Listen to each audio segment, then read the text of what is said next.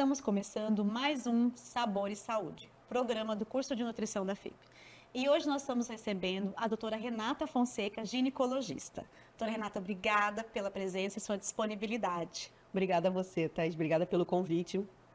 E hoje nós vamos falar sobre saúde da mulher, mais específico, climatério e menopausa, que é realmente um tema muito pontual e que muda, né? Muda a vida da mulher de maneira drástica, né, doutora? Muda mesmo. Nessa fase da vida da mulher, ela muda muito, né? Muda sintomas, muda perspectiva, aparecem medos, são novos desafios na vida dessa mulher, né? E a gente está aí para ajudar, né, essa mulher a vencer essa nova fase aí da vida.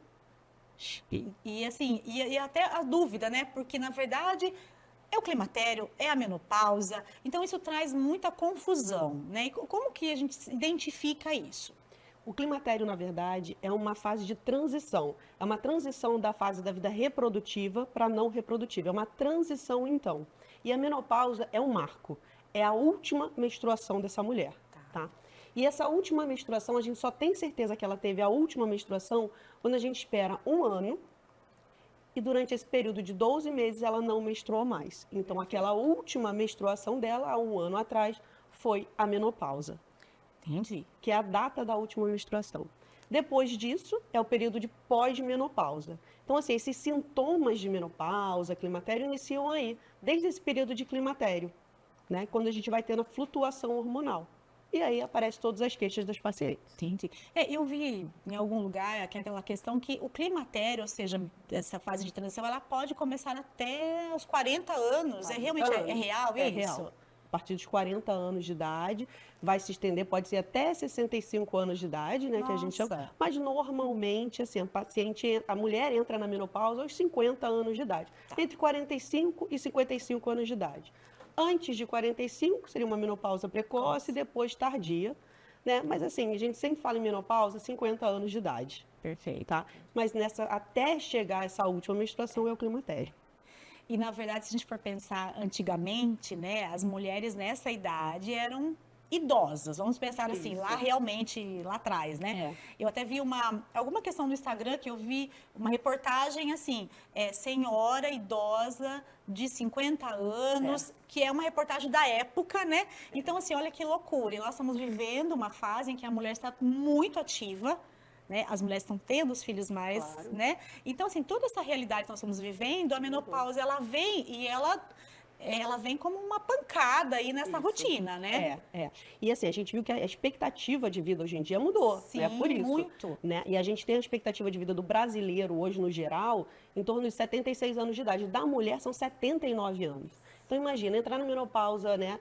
Começou ali, menopausa, última menstruação, 50 anos, e você tem mais 30 anos aí pela frente de vida. Então, o que a gente quer para essa mulher, né? Qualidade. Ela tem que viver bem esses 30 anos aí, e não mal. Sim. Né? Então, a gente ajuda essa mulher a enfrentar essa fase de climatério e depois viver a vida super bem. Exatamente. E envolve muito a questão de muito preconceito, eu digo assim, na questão da sociedade como um todo, a da própria mulher, né? E a questão do preconceito que eu falo é de realmente, ela chegou nesse ponto e ela precisa cuidar. Não é que, não, então agora eu tô na menopausa, agora eu tenho que desacelerar, eu tenho. Não é isso. E muitos mitos que envolvem. Tem muitos mitos. É isso mesmo. As mulheres, elas acham que acabou ali. Sim. Né? Não posso mais ter filho, agora eu sou velha, não consigo mais nada, não tenho mais força física, não tenho mais ânimo, meu marido vai me trocar. Sim, né? sim. Então a gente vê muitos mitos. E não é nada disso. Né? Não é nada disso. Ela está num momento super amadurecido da vida dela, que ela já sabe o que ela quer, de conhecimento, então ela está ali para viver mesmo, explorar essa fase nova. E precisa de acompanhamento, né? Precisa. Acompanhamento médico para poder identificar. E como que funciona? A mulher chegou para você, como é que você conduz essa questão? Ela chega primeiro com os primeiros sintomas do climatério, né? Com as queixas do climatério. As primeiras queixas começam assim com uma alteração menstrual, ou uns calores, uma insônia, né? Mas são queixas mais brandas, mais leves. E aí, no bate-papo, na anamnese, conversando com a paciente, a gente vai vendo que realmente ela está entrando nesse período. Né? E a gente começa a orientar, né? O que ela pode fazer para melhorar a vida dela, para melhorar a qualidade de vida dela. Viu? E tem muita questão da discussão do hormônio, né? Tem. O que fazer? Ainda isso é muito, porque eu penso assim, nós somos hormonais, né? Hormônio é vida, né? É. Tanto porque sem o hormônio muitas alterações acontecem, Isso. né? E como que você identifica a necessidade dessa paciente? Realmente existem riscos de utilização? Existem alguns riscos, tem pacientes que não têm, que têm contraindicação para fazer a terapia de reposição hormonal, né? Então, assim, a gente tem que identificar esses fatores de risco, identificar se ela pode ou não fazer a reposição hormonal, e aí a gente vai individualizar o caso e ver Claro. qual o tipo que ela vai precisar, né? O que vai ser melhor para ela. Mas assim, até entrar numa terapia hormonal, a gente tem um caminho, a gente tem que avaliar essa paciente, pedir para ela melhorar a alimentação, fazer uma atividade física, porque tem outras coisas que melhoram também, não é só o hormônio em si. Perfeito. Entendeu? Tem uma ajuda psicológica também que é super importante, uma ajuda da família, um apoio, porque assim, se ela começar a viver mais, ter um grupo de apoio, de família, amigos, a rir mais, ela vai ficar com um período de climatério mais leve. Que Então a gente bacana. vê essa mudança nas mulheres também, da postura dela frente ao climatério, à menopausa. Bem estilo de vida, né? Bem o estilo de vida. Então, e aí que é a questão, né?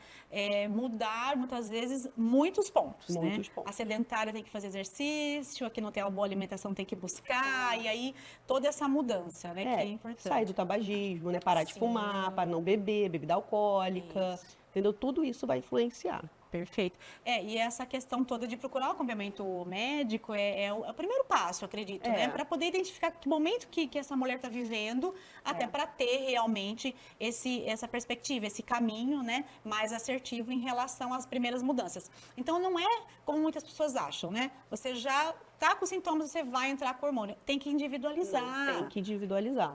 Porque às vezes a pessoa fala, porque a minha amiga, porque a minha vizinha já está não. tomando ou não está tomando. Então, esse monte de dúvida e fica muitas vezes fazendo pesquisas em redes sociais e que Isso.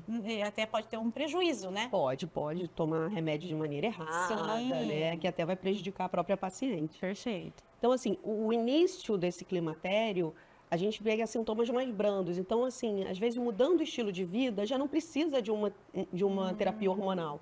Mais para frente, né, porque é progressivo, né? Isso é progressivo, Sim. por causa da alteração hormonal que tem.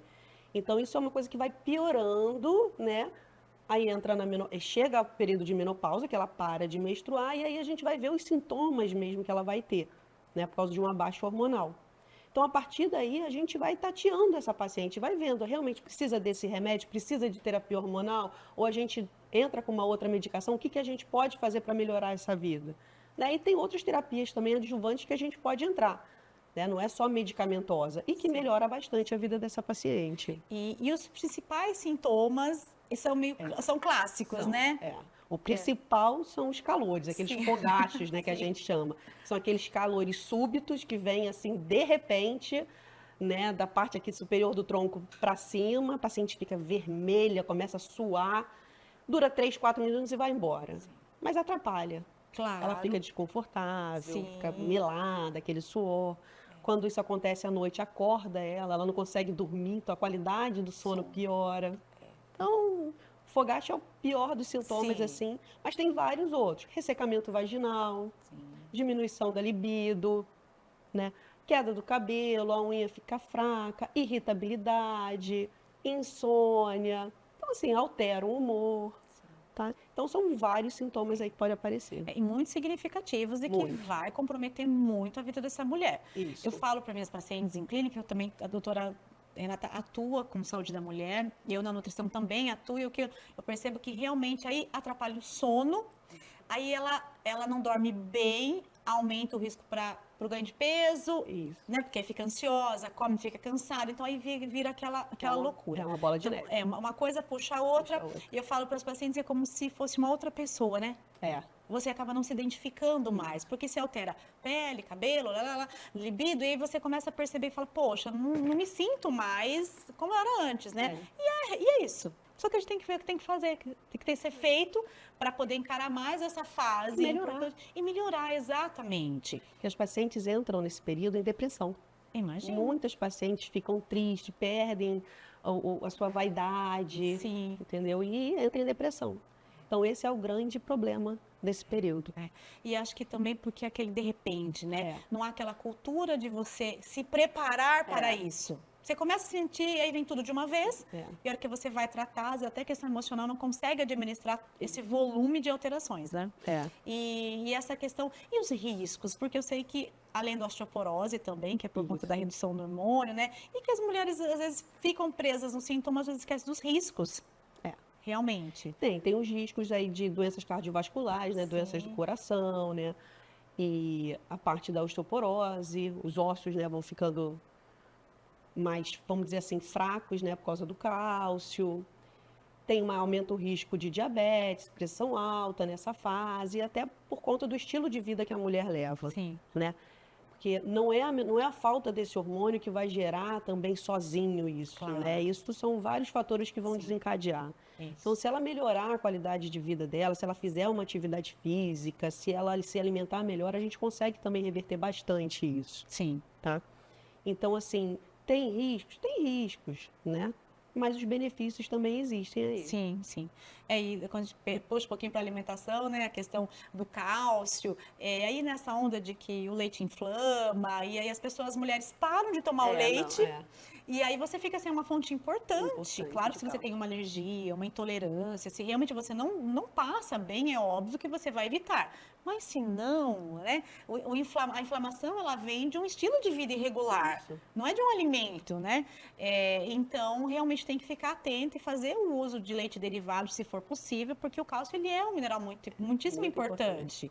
E que às vezes a mulher foi tocando até então, mas agora chega aquela conta, né? E ela tem que mudar como um todo. Então, assim, discutir isso é muito importante e se discute muito, mas a questão que eu acho é que se discute de forma muito truncada nas redes sociais, de uma forma que às vezes mais confunde a mulher. Então, é importante que você que está passando por esse momento, alguém conhecido, que busque o acompanhamento realmente de um especialista que trabalhe nessa área, para que você possa ouvir o que é realmente adequado e que você busque um acompanhamento e atendimento para que você não sofra muito nessa fase, porque aí tem o pós, né? Tem o pós. Tem uma vida adiante. Isso. Né? E a questão ainda do hormônio que eu queria perguntar, vamos dizer, faz uma utilização por um período e tem um momento que pode parar, retornar, é de acordo com os sintomas também? Na verdade, a gente faz a terapia hormonal de acordo com os sintomas, né? Quanto mais precoce, mais cedo, mais perto desse período, dessa menopausa, é melhor, porque oferece mais proteção do coração, né? Bacana. Então, a gente chama de janela de oportunidade. A gente não pode perder essa oportunidade de entrar com a medicação nesse momento, porque depois de um tempo já não tem mais esse efeito. Interessante. E a gente tenta sempre entrar com a menor dose, que vai resolver o problema da paciente, da mulher, com o menor tempo possível. Entendeu? Então, a gente vai tateando e vai vendo em relação aos sintomas, diminui dose, suspende, volta, e a gente vai vendo o que a gente pode fazer.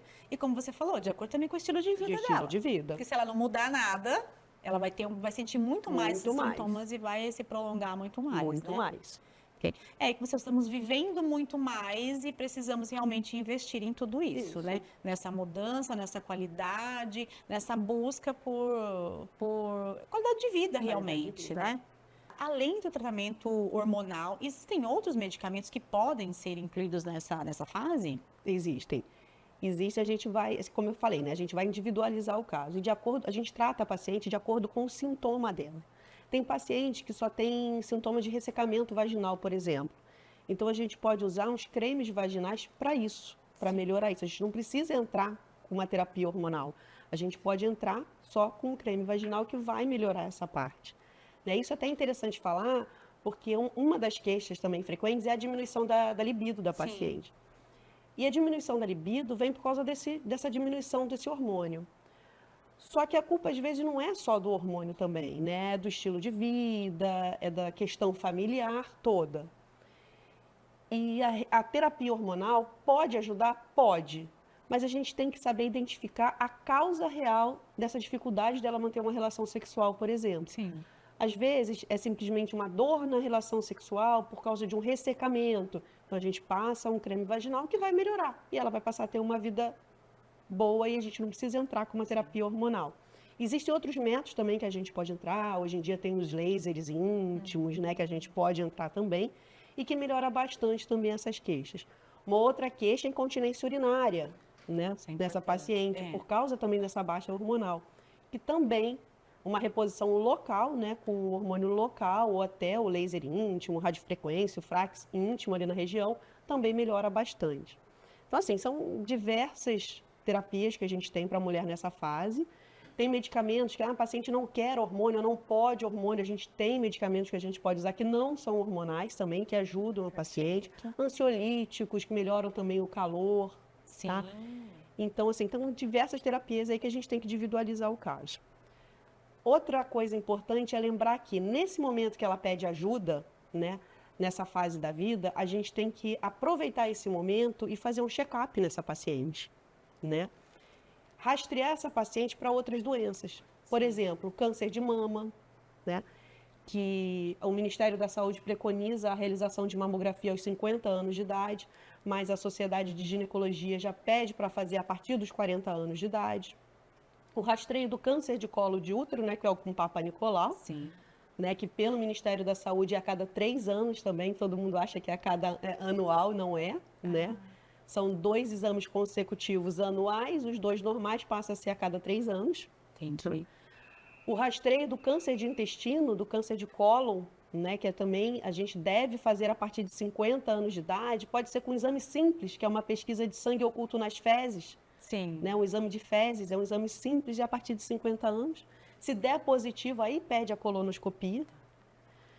Nesse check-up, a gente vai rastrear a tireoide também, vai ver se essa paciente está com colesterol alto, a gente verifica a pressão, verifica a glicose para rastrear a diabetes. Então, assim, é um check-up que a gente faz na mulher nessa fase para ajudar ela aí nesse caminho que ela tem.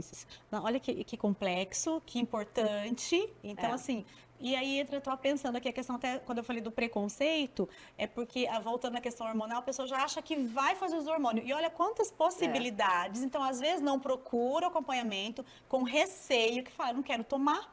Então, eu nem vou porque o médico vai passar. E não é bem assim. Não é bem né? assim. Então, isso que é importante. Mas lembrando que, assim, a terapia hormonal já foi uma questão muito séria, né? Ninguém queria, mas teve uma época que deu um boom, todo mundo fazia terapia hormonal. Depois saiu um estudo científico, ninguém mais queria fazer a terapia hormonal. E agora a gente conseguiu chegar num equilíbrio, né? Onde a gente individualiza o caso e vê as pacientes que têm contraindicação, ou seja, não podem usar, então não vão usar. As pacientes que podem usar e vão se beneficiar da terapia hormonal. Então, assim, elas devem fazer uso da terapia hormonal, tá? Então, a terapia hormonal tem esse mito, né?